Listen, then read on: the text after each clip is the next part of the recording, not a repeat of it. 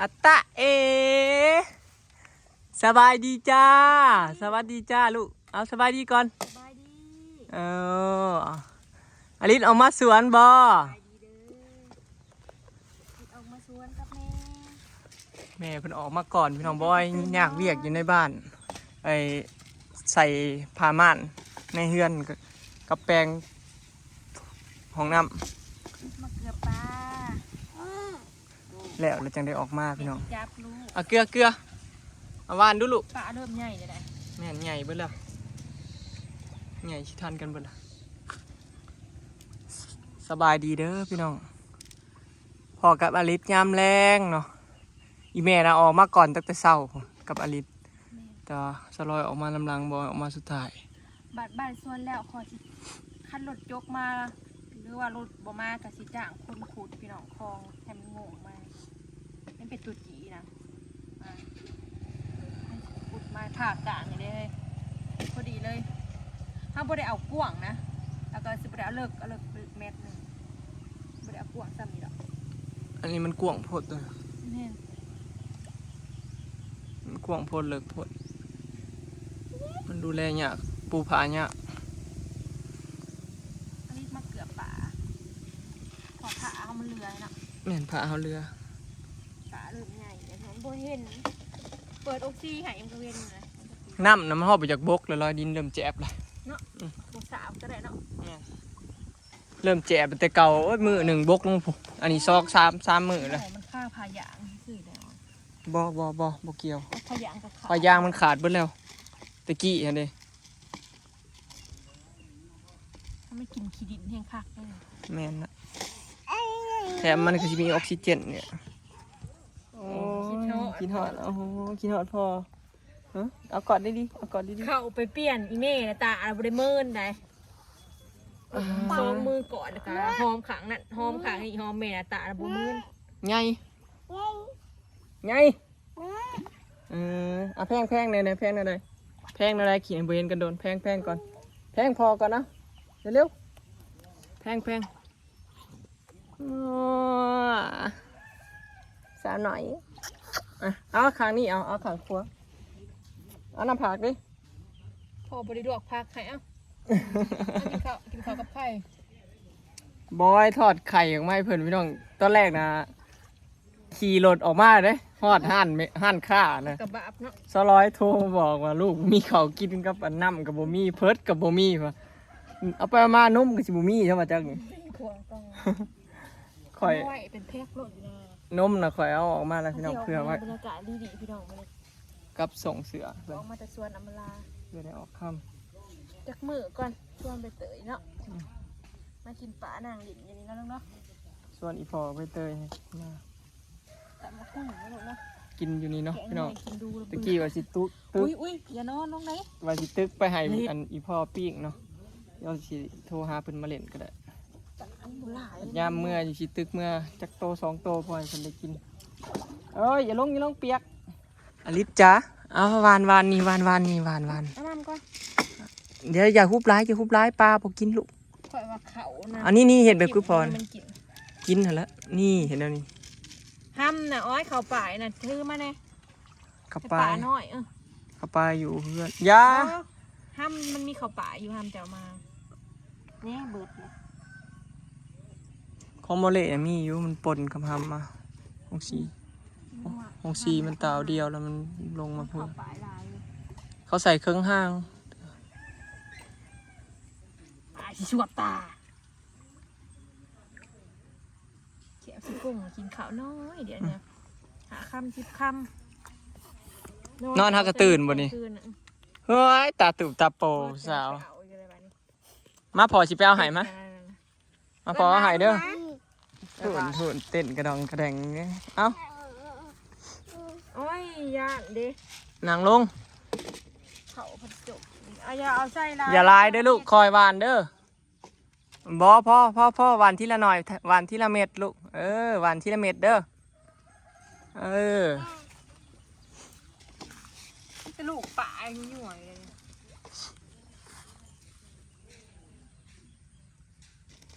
ขั้นก้นไหมนี่ข่อยชิย่างไห่ประมาณ ความหนาเนี่ยประมาณซ้ำนี่ อหย่าง ให้มันล่วงกันคลอง มันซำใด ปล่อยป่าบุก เจ้าเสียมันบ่หลวงซำใดห่าง แบบว่าห่างประมาณขานี่นะเฮ้ย มันสิบ่เจือนบ่ มันเลยมันก็เจือนใส่กันก็ยากมั้งบางสิปล่อยป่าบุกกัน เจือนใส่กัน เขาก็คุดโง่มากแต่ว่าบอยมันจูแต่ยังไงหนึ่งนะประมาณ บ่เฮ็ดใหญ่แล้วตัว ก็ได้อีก บ่ยากแล้วขุดแล้วก็ถมมาตัวนี้ขุดดินที่เหลือถมใส่ตัวนี้มันไปผักด้วยกัน ให้จะเบิ่งป่าใหญ่อุ้ยป่าใหญ่จะขึ้นมาแล้วไว้ป่าสิแหบกดมันได้บาทนี่ มีใหญ่ แพะเบิ่ง มีใหญ่เพิ่นก็จักเฮ็ดหยังบ่คอยตัดหญ้าแล้วเท่านั้น ว่าขังมั้ง พักอันน่ะคอยเบิดเลยพักแหวนนั่นดิเป็นแหวนนะเกี้ยง จอกก็จะบอกมาปล่อย พักจอกนะมาเบิ่งพี่น้องคอยนี่นะนี่จะเกินพักยังพักจอกบ้านคอยเอิ้นจอกคองคือแหน่คล้ายๆแหน่คองหั่นนะแต่ว่าแหน่คองสิแบบหนึงอีกพี่น้องมันสิคันๆเบิดปลาเห็ดพักเกษตรก็ตายปลาเห็ดพักตบก็เซ็ตปลากินเบิดพี่น้องแต่ว่ามันกินบ่ได้ย้อนว่าผักตบมันลอยขึ้นมาสูงแน่น้ำเนาะแม่นน่ะเบิดคือกันผักเกษตรที่ปล่อยไว้ว่าสิไว้กินกับบ่ยังว่าสิไว้เก็บกินนำ เหลือแต่กลางปลานี่มันกินดีพี่น้องหญ้าบ่ว่าก็ถิ่มลงอยู่พี่น้องแต่ว่ามันเวลาเฮาตัดหญ้ามันติดขี้ดินนำก็เลยบ่อยากถิ่มลงแปลนเบิดบ่เฮ็ดแปลนจ้า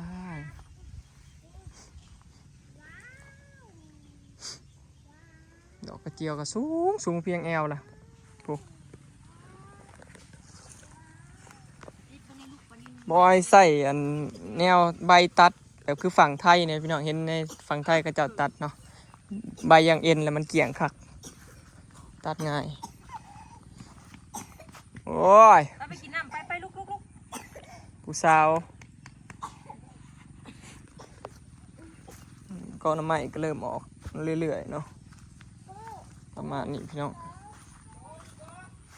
แปลนคักเนาะอันนี้อุโมงค์หมักบวบสลอยยังบ่เป็นอยู่เด้อพากันเด็ดอันนี้มันเบิดยอดมันเบิดแล้วมันบ่อยากเป็นบ่นี้เด็ดยอดเอาไปกินเบิดแล้วมันบ่อยากเป็นแล้วมันมีแต่อยู่เทิงบ่นี้อุโมงค์เพื่อสิเฮ็ดแล้วกับสลอยบ่แม่นง่ายพี่น้องอุโมงค์อันนี้เฮ็ดแล้วเฮ็ดอีกตะกี้อยากให้มันเป็นโค้งบัดนี้มันเฮ็ดบ่ได้ก็เลยได้เป็นทรงเหลี่ยม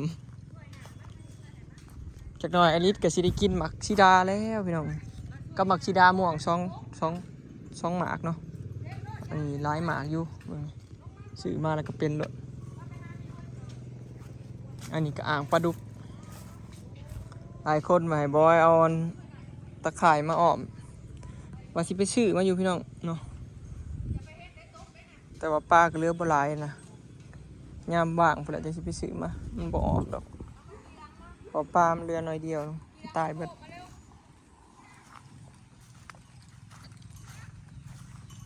อีแม่ก็พูนเฮ็ดหยังออกละถั่วบักแตงสลอยปลูกมื้อซื่นก่อนนี่ออกละ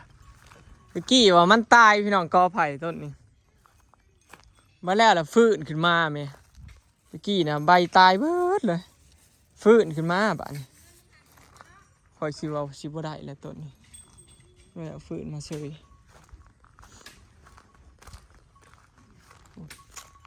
แม่ก็จ้าเห็นยังเสียหยาบ่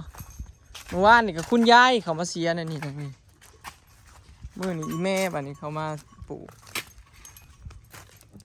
มาเขียบบ่ เพียบกลับเลยพี่น้องมาขัง มาเขียบ ไก่หัวมันยังงวมันผีคนเสียบนี่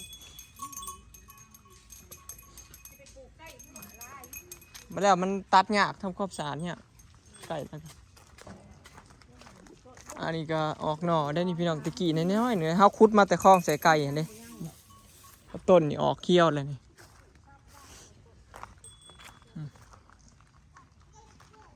ทางนั้นก็งามอยู่เด้อพี่น้องเนาะหมักละมุดหมักลำไย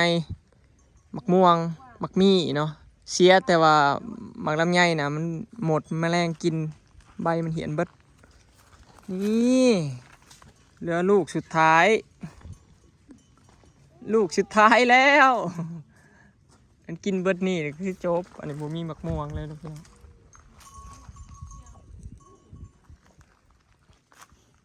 ประมาณนี้พี่น้องออกมาสวนกันเนาะออกมาหน้าเบิดครอบครัวป้าจะลงมาเฮ้ยแล้วลงมาหลินน้ำอลิศเหรอมาพอบ่เห็นไผเอ้าเราแบบไปใช้เบิดเหรอแล้วเราย่างมาทางหลังคอยอันนั้นอยู่ออกหน้าแล้ววะกำลังชิมมาเล่นน้ำมันลินเล่าหมักเขียบมาให้คอยเลยบ่เอามีอยู่ในต้นครับ คือบ่เอาเราเอาลงมาให้ไปยังบ่เอา บ่คอยเลยเอาไว้กินโลดไปเถอะ เอาไว้กับลุงเราเป็นเบาหวาน อ้าวไปสิจัก เขาเอาลงมาให้ปฏิเสธ ไม่มีกินอยู่เนาะถ้าบ่มีก็จังเอาตัวเนาะพอเฮาพอ นี่ก็เรากินกับลุงเราบ่ค่อยกินเราเป็นเบาหวานแต่ก็เราก็ลงมาให้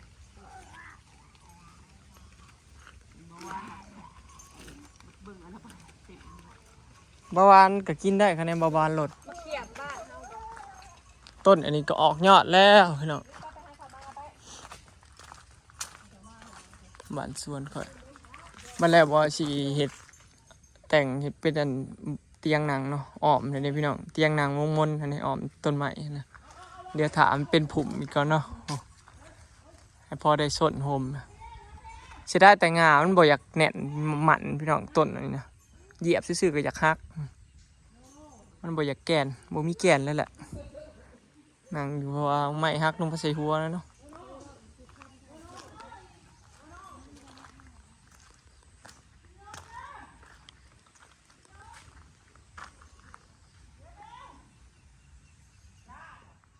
นี่คือบันไดทางขึ้นเดี๋ยวสิพายางขึ้นไปเบิ่งมุมสูงพี่น้อง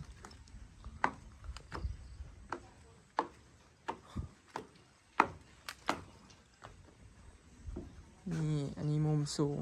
อันนี้ระเบียงนั่งขึ้นฝนมาพี่น้องนี่คือฝนสิตกนี่แหละพายุกำลังสิเข้า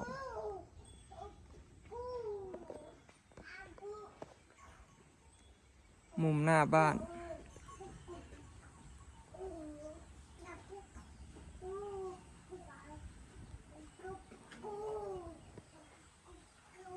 ทางพุ่นก็เมื่อกี้นี่โอ้ยพี่น้องอลิสแลนด์ขึ้นมาน้ำก้นข่อย มันคือเซลล์อันนี้คือมันชิลงบ่ พอเท่าเลื่อนงัดมันบิดไปเด้เราเทคานบ่ได้บ่ลงดอกลิสแลนด์ขึ้นมาฮอดเครื่องอย่างนี้ขี้ฮอดนะได้ยินเสียง มันบ่เป็นหยังบ่ อิหยัง มันเหี่ยว มันสิเป็นหยัง มันรักลายตื่นเต้น โอ้ โอ้ยบ่ได้ขึ้นเด้งหัวใจสั่นวิวว่ะ บัดมันคันได้แล้วมันก็บ่สูงดอกมันมีผนักอยู่ นี่สิได้ตัดทำไม่บ่แล้ว บ่ได้ตัด คน ดอก วางตรงนี้มาทางกลางจะเช็ดงบออกนอกหรือออกในเดี๋ยวคนสะอาด เฮ็ดเข้าในก็ฝนสาดคือเก่ามุมสูงจ้า เชบอยเย็นเชบอยสาวนา อยู่นี้เย็นสบาย นั่ง อ่ะป้อนพอหน่อยมะอ่ะป้อนหน่อย เอาเงินมาบ่ไปเอาลูกก็ไปเอาอันนั้นอ่างถ้วยนะเฮ้ย เอามาเร็วเย็นสบายนะลูกอากาศแบบนี้พอดีอยู่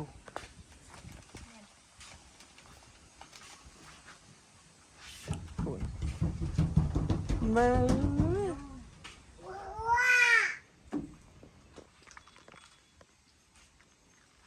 เฮ็ดยังลูกระวังเสียงตามมือนะ จอกห้องได้ลูกมาใส่เกลือก่อนนะลูก เบิ่งเสียงสิตามมือมันยังอู้ยไหม นี่มาพี่ ใส่เกิบก่อนจังยังปิ้วขนมเรียบร้อยว่าแล้ว นี่โอ้ยน้ำเขาอีกโอ้ย ห้องพี่น้องห้องนอนอันนี้ห้องนอน โอ้ย มาเบิ่งมุมข้างหลังข้างๆเบื้องพี่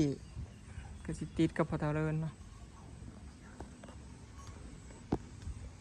มีมุมสูงหลังบ้านทางนั้นก็สิเป็นเฮือนคู่แฝดพี่น้องติดกันเลย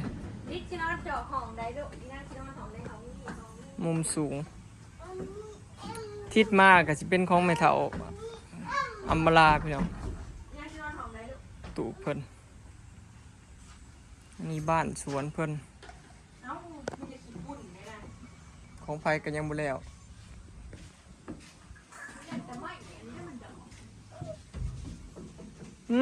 หยางตำหยางตำไม่ตึงหล่นไม่เส้นนี้บ่ดอกดอกถือฝนก็ อ้าวนั่นขอเหลี่ยมเสาเลยกระปุก เฮ้ยต่อนั่น โอ้เล่เมื่อวานเกือบแตนตอด ไปใกล้ได้ อย่าไปเห็ดกับมันเลยมันออกมาจากบ้านแล้วมันมาอยู่นี่บอก จักมันสิมาเฮ็ดทางใส่เฮือนแล้วนี่เขามันบ่มีคนอยู่ ย่ามันปานเพื่อนหรอก อยู่บ้านน่ะเขาหลักพี่น้อง อยู่บ้านกันต่อให้มัน อันนี้เอามาก่อใหม่ซ้ำนี้แล้วมันมีบ่อนส้นนั่นนี่เลยมันสิอันนั้นได้บัดมันสิใหญ่มันบ่ถึกฝนถ้าบ่ถึกฝนแล้วมันใหญ่ มาจากบ้านบอก น่าสิจักมาใช่แล้ว พูดมาจากบ้านอีนางอย่าเล่นจิตจัดเลยลูกไม่ย่านโอ้ยบ่ ปลาลงไป บึงไงจะเยือนบึงไงมาขี่ ของทุกเจ้ากินข้าวกันยังเซยแกงหน่อไม้บ่ ขี่บ่ยังเลยจ้ะ พากันตึกปลาบ่จุมเพิ่น เขาจะชี้ทุกนี้ ได้อยู่บ่ ได้อยู่เขาจะทอดข้าวเนี่ย